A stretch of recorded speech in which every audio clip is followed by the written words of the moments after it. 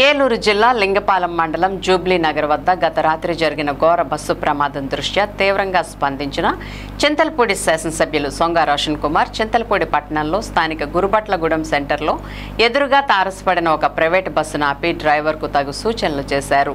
Private travels నిర్వాహకులు ప్రభుత్వ నిబంధనలను తూచా తప్పకుండా పాటించాలని తెలిపారు.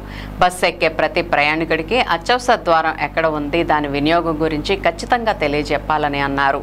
మద్యం తాగి వాహనాన్ని నడిపిన వారిని కఠినంగా శిక్షించడం జరుగుతుందని హెచ్చరించారు.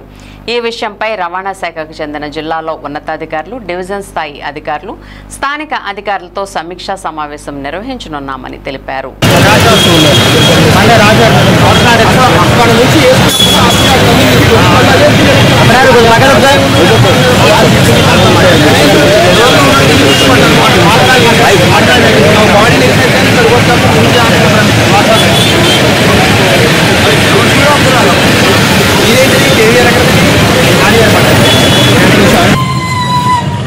చెప్తా చెప్తాను సార్ సార్ ఒకసారి ఇది ఒకటే ఉందా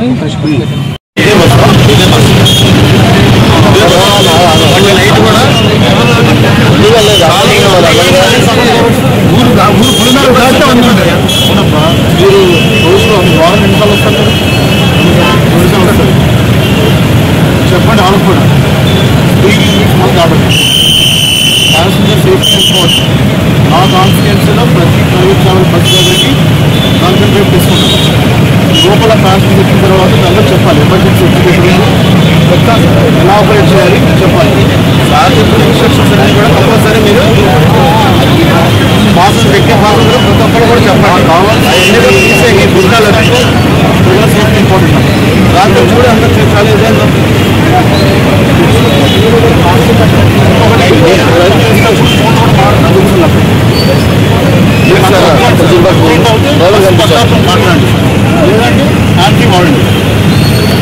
దారుణమైన విషయం ఉంది. డ్రైవర్ కలర్ గట్ల కురవాడు ఎవరు ఆగిస్తారండి. దీనికి ఇద్దరు లేక క్వాలిఫైడ్ పీపుల్ కాదో మాకు తెలియదండి.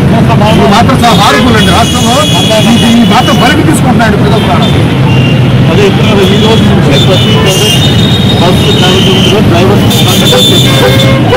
మీరు కంపల్సరీగా మ్యాండటరీగా లోపల సేఫ్ ఇన్స్ట్రక్షన్ చెప్పాలి. ఎమర్జెన్సీ చెప్పాలి. కూడా స్పీడ్ కంట్రోల్